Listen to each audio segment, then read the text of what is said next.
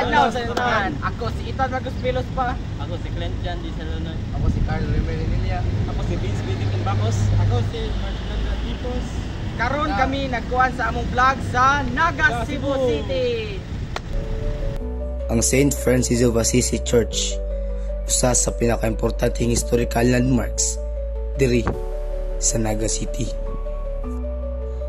Gitukod kini sa panahon sa mga Kastila ug hangtod karon nagbarog gihapon kini nga timaan sa pagtuo ug kultura sa mga taga-Naga.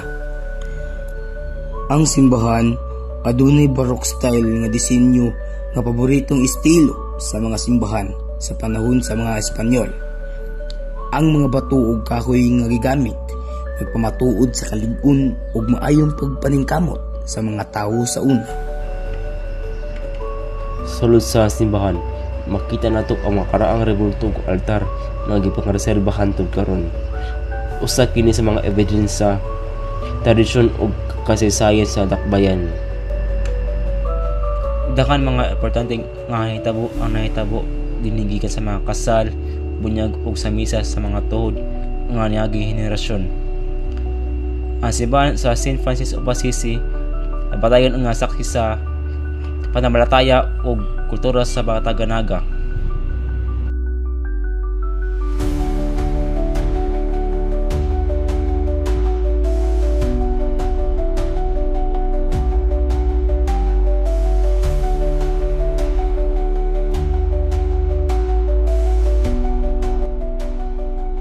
Ang Naga City Museum usa sa lugar nga nagtipig ug nagpakita sa kasaysayan sa dakbayan. Dinhi makita nato ang mga lumang gamit, larawan ug kasuotan sa mga unang lumulupyo sa Naga. Ang mga koleksyon naghatag og idea kung unsa ang kinabuhi sa mga tao sa unang panahon. Makita nato dinhi ang mga gamit sa balay, mga dokumento ug mga larawan nga nagpakita sa panahon sa Espanyol o panahon sa kalayaan.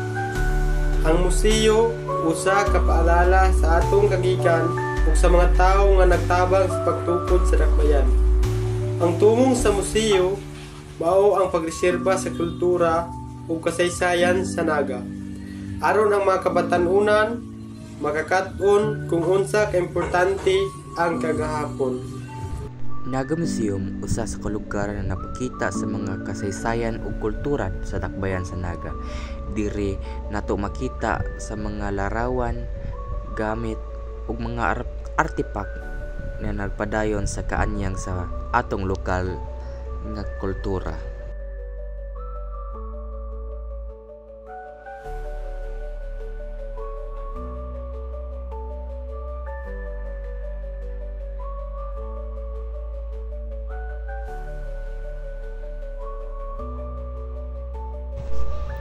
Ang St. Francis of Assisi Church ug Naga City Museum duha ka lugar na napakita kung unsa kadato sa kasaysayan ug kultura ang Naga City.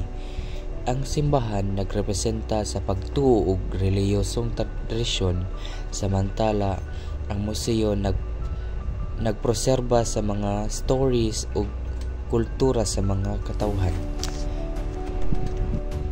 Kini ang mga lugar na pahinumdom nga ang pag-ila ug reserba sa kasaysayan mas importante aron dili mawala ang atong identidad isip sa mga Naga.